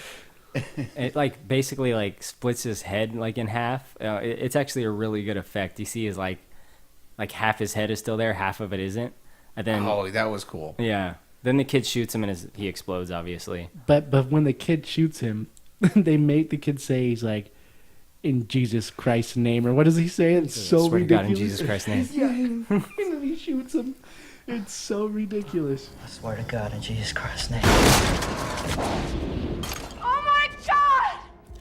Yeah, I mean, the amount of ridiculous shit that happens in this whole part cannot be understated. It's the gore and the effects and the amount of green blood getting splashed around. Splatter. Yeah. Well, it's what Jesus would do. I mean, it's right there in the Gospel of Vampires.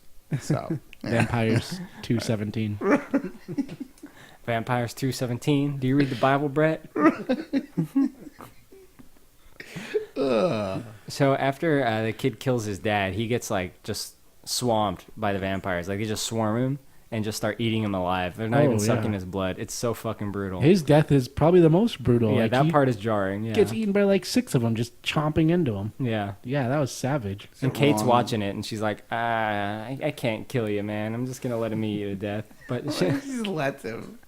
Fortunately, she changes her mind, The Chinese kid who came to America and got eaten by vampires at a bar in Mexico. Right. You get adopted by these Americans under the auspices that you're going to have a better life than where you were. And instead he just ends up in a place called the Titty Twister, off the grid in Mexico, getting eaten by vampires. Nobody saw that. At like 14 years old. At least he went out like a badass. He didn't even get to lose his virginity. Terrible. I mean, that's a pretty fucking metal way to die. Yeah, I guess. It's true. It's pretty hardcore. Yeah, Worf would be proud. This is a warrior's death, Yeah. to be sure. Yeah. What about the chief would even be proud? What is the Klingon for death by vampire? Kapla. No, Oh, there you I go. don't know. There is a Klingon dictionary, but if I ever consult one for any reason at all, I want one of the two of you to put a bullet in me. Like, make me I promise. swear to God, in Jesus Christ's name. If you ever start speaking Klingon, God, I'll right? kill Just you. kill me. You can have my stuff. I'm giving it to you. You know what, man? If Chief O'Brien was there, he would have just like punched the vampires to death. He would have single-handedly cleared out this room of 50. I have no doubt in my mind. Okay, funny you mentioned Rolled that. up the sleeves. Because that's what Frost did to at least one vampire. He ripped They his show a heart out? scene where he like punches through and just like rips his heart out. Yeah. They do make a point of mentioning that these vampires are like softer than people. Yeah. That like their heads can be knocked off and you can punch right through them. Yeah. It's kind of a, I mean, it doesn't bother me, but it is kind of a weird addition to the vampire lore that like they're so soft you can just like punch through them and stuff. Tarantino and Rodriguez were saying that in every vampire movie, or in almost every one, they kind of add their own bits to the lore. It's true. And that's their contribution. Yeah. That the vampires are soft, which it really helps a lot in this movie. It makes it a complete gore fest. They made the vampires bleed green so that they could get an R rating because the MPAA, Quentin Tarantino said, they don't have a problem with blood. They have a problem with the color red. Yeah, which is actually, I was just going to say, that's stupid when you think about it. It's the same thing. It's just the color. Oh, it's fine that it's not red. And sometimes it becomes it becomes a matter of an arbitrary amount of time. Like, well, the MPAA will come back and say, okay, we've identified that there's X amount of blood in the film. If you trim 18 seconds of it out, you can have the R rating. It's like, oh, okay. Like, here's a fun side note. The MPAA has virtually no guidelines on how to rate a film. They send a group of people to preview a given film and just kind of decide what it should be rated. And the different groups of people, because they have no guidelines, don't always make the same decision. They've done experiments where they've shown the same film to different MPAA preview groups, and they've decided to rate the same movie with the same content, no edits, differently. Yeah, what if you get some like conservative people or something? Right? There's actually a whole documentary about it, the name of which is escaping me at the moment. But it's fascinating. It came out sometime in the last 10 or 12 years. It goes over all of how this works. And very few people saw it. It's really, really interesting. That rating system is complete bullshit. It is borderline meaningless. Oh my God. I wonder why they rated that documentary. Right. Well, they actually had two ratings. One group of people rated it one way. Exactly. You know, and again, they'll get all these weird. God, I wish there are a couple of great stories I've heard, and I can't think of any off the top of my head. But there are some weird examples out there where they're, you know, you trim 18 seconds of the blood, we'll give you an R instead of an NC-17, or you know, we're take this one usage of the word cunt out of the movie, and you're fine. Like, yeah, it's just really strange stuff. This one sounds like a perfect example. Just because it's green, that's stupid. Right? It's the same blood, same splatter, same people getting stakes through the heart. Right. But it's not red. Right. There have even been instances where filmmakers have inserted scenes they knew the MPAA would force them to take out just so that it would distract them from something they wanted to be able to keep in the film. Oh my God, you got to do it strategically. Right? It's crazy. That's great. Yeah. Well, we're getting close to the end. There's one quick thing I want to talk about after the kid dies, and that's where Sex Machine approaches, I think, Seth, and he like gets his head taken off, and then he transforms into a rat creature. Oh yeah, that's the one real nitpick for me in this movie. Like, the scene's fun, but I don't understand why it happens. I don't know the rules, so I Right? can't. There's no real reason why you would think you turn into a rat, but Like, you lose your head and then a rat head replaces it. it's like a rat vampire guy. I don't know. The other girl was like a snake. I don't know. Maybe it's Yeah. like you have your like Mortal Oh, Kombat maybe it's a Annihilation rat. style animality. That's one thing. A few things I got to give him credit for in the original Blade with Wesley Snipes. The Donal Logue character gets his arm cut off at the beginning by Blade, and about halfway through, you see the arms growing back, which is pretty cool. I think it's kind of a nice touch. He has a little Deadpool baby arm. Yeah, exactly. It's like a Great. half-developed stump of an arm because it's growing back. Wasn't Ryan Reynolds in that movie? He's in the third one. Oh, okay. Which is the sequels are no good. The first one's pretty badass. I don't remember it well enough. Oh, we should watch that one. I mean, we could be fun with it for sure, but it's a cool movie. I'd be down to revisit that at some point. Yeah, second two suck. Can you put in that Simpsons clip? Because I thought of that again. He's like, "Are we supposed to believe this is some kind of magical, anamorphic vampires that can turn into different creatures?" If I could find it. Yeah, okay. Miss Bellamy. In episode 2F09, when Ichi plays Scratchy's skeleton like a xylophone, he strikes the same rib twice in succession, yet he produces two clearly different tones. I mean, what are we, to believe that this is some sort of, a magic xylophone or something? Boy, I really hope somebody got fired for that blunder. I'll field this one. Let me ask you a question. Why would a man whose shirt says genius at work spend all of his time watching a children's cartoon show? I withdraw my question. Yeah, it's just because the rules don't make sense. Like you guys are just saying, they can just turn into rats now. Yeah, Like, why the rat head? And only Sex Machine. No one else did. You know what though? I love the way the rat looks. It's like a practical puppet, and it moves really good. And I don't know, it looks creepy as fuck. It is cool. It is. You're right. Why the fuck is that there? It's like that line that you said. What's his name? George Clooney ad-libbed, where Santanico Pandemonium says like, Welcome to slavery. No thanks. I already had a wife. yeah, like what? You know what? Robert Rodriguez actually said that they cut that out, but then re-added it back because it was in the trailers, and he doesn't like it when the line is in trailers and it's not in the movie. I don't like it either. It sucks. That happened. I think it was the second Bourne movie. The Bourne. Oh my God! It's Jason Bourne. It was. What was the series, Steve? I'm blanking out on this. What are we talking about? The Bourne movies. The Bourne Identity. Identity. Bourne Supremacy and Ultimatum. Yeah. In the second one, in the trailer, at the end, there's a scene where he's talking to Pam, and he's on the phone, and she's like, "Where are you?" And he's like, "Right outside your office." And then you see him like looking through the scope, and he's like, the sniper rifle. Yeah, with the sniper rifle. And me and my friends saw that. We're like, "Oh my God, that's so badass!" It's like the coolest scene. That was not in the movie, and I was so mad at that. Oh my God. Yeah, I mean, I could see how stuff like that would get under your skin. Oh, dude. That third one was weak. Yeah, but was that the Jeremy Renner one? No, the Jeremy Renner one was even weaker than the third. This one was they realized Jeremy Renner was a mistake and then made another one with Matt Damon, but it was weak too. Oh my God, it's Jeremy Renner. All right. Look, I'm just saying that character sucks. He shouldn't be in the Avengers. Oh my God. In any case, I think he's gonna actually put in some work in the next one. Right? Oh, We'll yeah, see. yeah. We'll see. He's not Hawkeye. He's like some other character now. Yeah, what is his? He's like Ronin. No, Ronin. Yeah, Is it, I think he becomes Ronin afterward. Because we already had a Ronin. Can we have another? Because there was Ronin the Accuser in Guardians. Whatever. I don't remember his name. Okay, back to Dusk Till Dawn. We're So almost it's done. about to wrap up. At this point, it's just Juliette Lewis and George Clooney alive. And fortunately for them, the sun starts coming up and starts beaming in through all like the little holes in the place. So they shoot a bunch of holes, and the light like kills the vampires. And then at the last minute, Carlos shows up at the front door trying to get in. Yeah, George Clooney tells him to kick in the door. Yeah, so they blow it in with a shotgun. Exactly, and I was laughing at that. Like, what kind of person say open the door, or even kick it in, and their response is just to shotgun it? But apparently, he's got no idea what's going on inside. He apparently can't hear any of it because he knocks on the door and he goes like, "Hi, I'm here looking for Seth." And the first thing that he hears in response to that is kick in the door.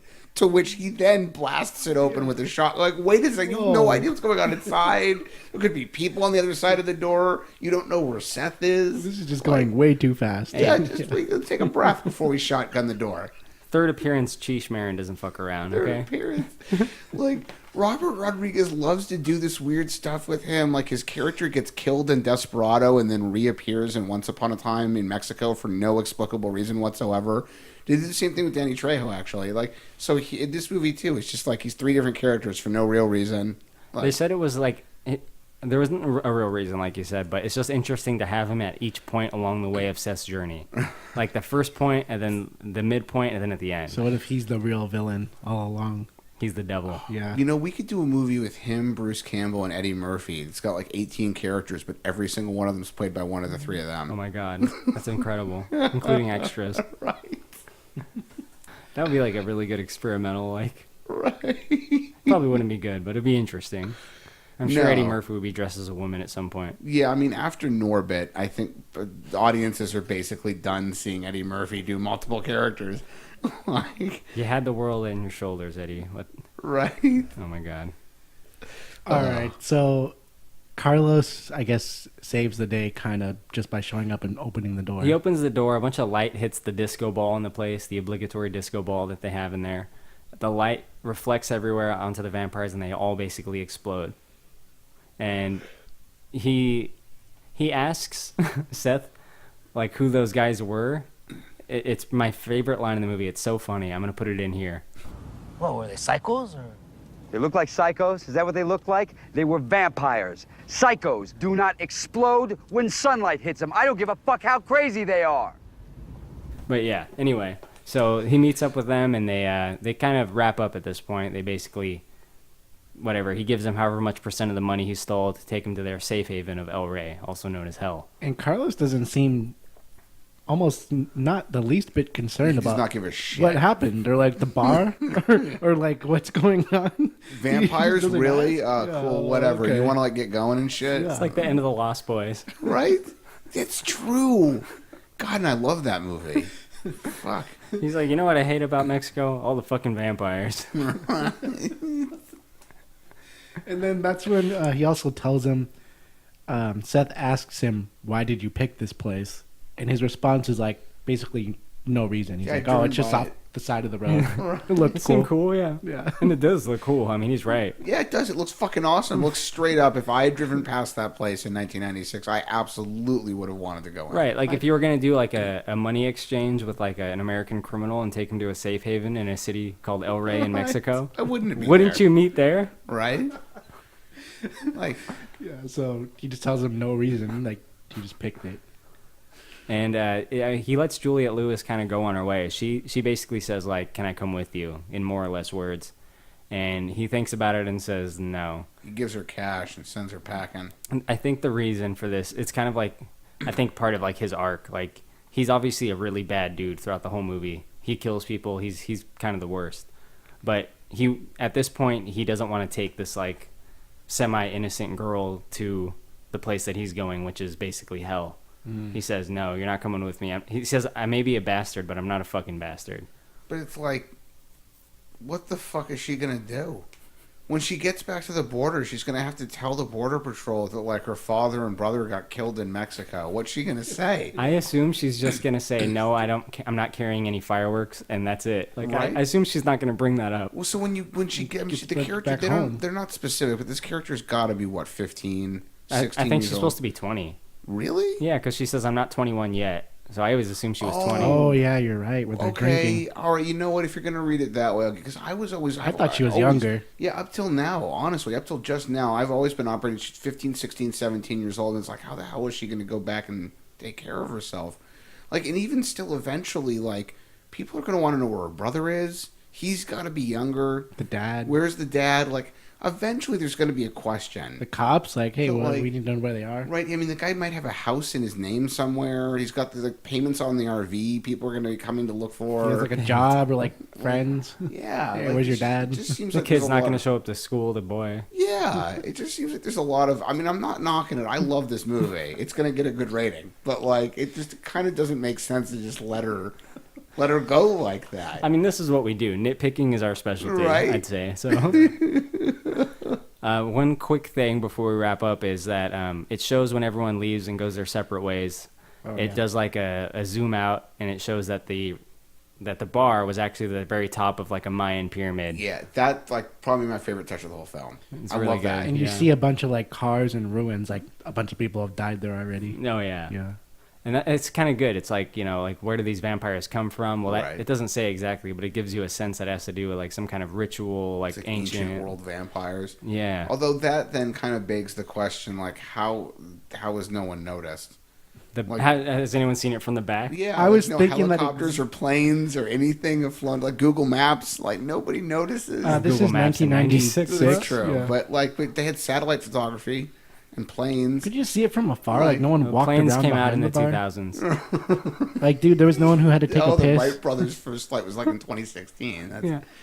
What about the guy who had to take a piss and he walks around to the back? Oh, here's some fucking ruins. it does seem kind of crazy to me. I mean, clearly that temple, the pyramid, has been there for thousands of years, and like it's got the strip club built right on top of it. No one's noticed. No one's ever noticed. You know what my question when I see it is like, oh, what's in the lower layers? Like, you know, That's what I want. That would have been a cool opportunity for a sequel, I think. I mean this genuinely. Like, if they were going to do sequels to that film, then just put one of the sequels inside the pyramid. You know, like maybe have they them get are. in there. I don't know. Well, It's I like, was. Yeah, I mean, in order to do a proper sequel to this, you have to get Robert Rodriguez and Quentin Tarantino back. You have to. Right. Like, you really can't hand this off to anyone, I don't think. It's, like, really in their realm. It's their baby. Like, it has to be them. But there was a sequel. Yeah, there was. There was two sequels. Yeah, there were two sequels, but we're not recognizing those. So, what were the sequels? Did they actually build on this, or was it just random shit? I don't know, but I know that they have really poor ratings on IMDb and Rotten Tomatoes to the point where I can't watch them. I've never even tried to watch the third one. The second one, I thought I remembered also taking place basically inside the bar. Oh. But, yeah, I don't know. Yeah, they're probably horrible. We will rebuild. Right. Maybe they have a new bar. The new batch. So, from Dusk Till Dawn 2, the new batch. Yeah. I remember that one, yeah. Robert Picardo was in it. And Phoebe Cates. Oh, Phoebe Cates. All right. So let's give this a rating here on any rating scale you want. Alan, it was your first time seeing it. Tell us. I'm gonna give it 7 out of 10 crosses. I actually really did enjoy this movie. I enjoyed, like you were mentioning, the first half or the first part, because I knew there were vampires, but I didn't know when they were gonna come in, and it was surprising at first because I didn't expect it to start like that. And I would say the first 45 minutes, probably even more, is just them getting to Mexico. You don't see the vampires until the whole dance and that part kicks in. So the beginning part when they're just like fugitives trying to make it to Mexico and he's just threatening people, and I thought that was really intense. The acting was good. It did get a little wonky like we just talked about with the vampires. But otherwise I thought it was pretty entertaining. There were some funny scenes. George Clooney was crazy. I liked Tarantino's acting. He played a creep pretty well.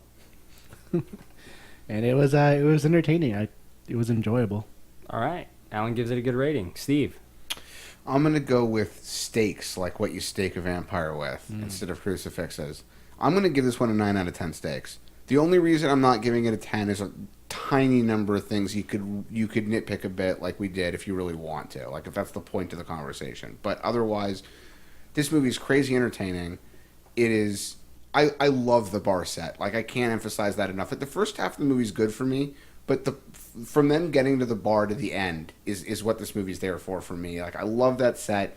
It looks and feels exactly like 1996, which is perfect for me.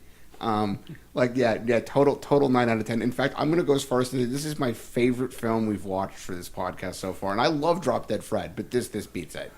Like... So you like this more than Mighty Morphin Power Rangers, the movie? I just want to get that on record. I think it's safe to say that despite the presence of Johnny Young Bosch, who I am genuinely a fan of, I do like this better than Power Rangers. All right. Well, I am going to give this 8.8 out of 10. Nice. I think it's really good, almost as good as your rating. It's up there for me. It's a great film. I mean, it's fun. It has some good tension. It has really good acting. The script is amazing. The visual effects are almost perfect. Yeah. There are some times where they have to, you can tell there's only like a few vampires and they double them up through computer effects, but other than those very small things, the effects are really good. I really like this movie a lot. I think it's a lot of fun, and I like it. I have one quick last thing.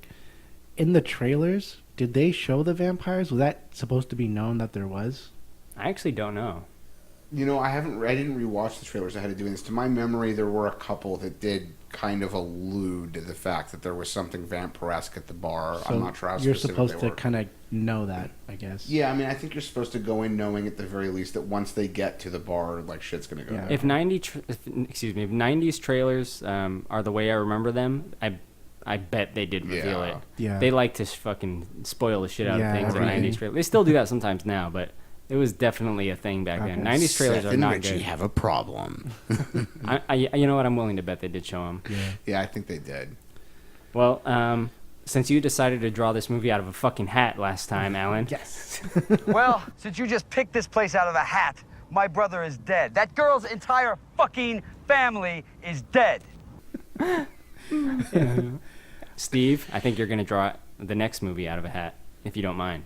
I hope Steve picks the movie that I picked. I'm I'm on a roll. It's going to be 3 in a row. Where's Tokyo I have a Drift? feeling whatever Steve picks, he's going to hate. Let's see if that I comes just don't want it to be another children's movie. If I'm Tokyo being Drift. honest. Like, we need a couple of grown-up ones in a row. Fuck grown-up movie. Kids movies. It's funny, like, every kids movie's like my pick. Right. I mean, some of them were mine, too, but... All right, here we go. Oh, yes, Showgirls. Nice. Oh, really? Yes. Showgirls. I'm going to subject the two of you to Showgirls. It's going to be great. That is such a 360 from... Here's the thing about Showgirls, guys, and hear me out. Everybody got AIDS and shit. Look, a movie directed by Paul Verhoeven from a script written by sleazy Joe Esterhaus and starring the former star of Saved by the Bell couldn't possibly be that bad. Oh, yeah. Even though it is. What could go wrong? What could go wrong? Find out next week. Yeah, right. Find out next week. It may not actually, it may be more than a week before that gets to the web, but eventually. Find out next episode. Oh, my God. Fucking Showgirls. Okay. Well, I wanted something grown up, so there you go. Yeah. You won't be mad then when the next one's fucking the Muppet Babies movie. Can we do the Muppets Take Manhattan? I like that one. Not kitty enough. No, damn it. Is there a Teletubbies movie? Oh, how dare you. Bananas in Pajamas, the movie. Wasn't Will Ferrell in an adaptation of Curious George? Oh, we ain't watching that shit. You're thinking of Furious George. What about Matthew Broderick's Inspector Gadget? You know what? I actually have it on the pending list, Yeah. but I don't know if I could ever bring myself Damn to it. fully watch that piece of shit. I don't know. I might kill myself. We could always watch the second one. There was a second one? Yeah, it didn't have Matthew Broderick. It had its squinty eyes guy from Third Rock. I'd forgotten all about the French steward. Yeah. Oh, yeah. All right, guys. Well, thank you for listening to this episode. We'll see you next time on For Showgirls. See ya. Later.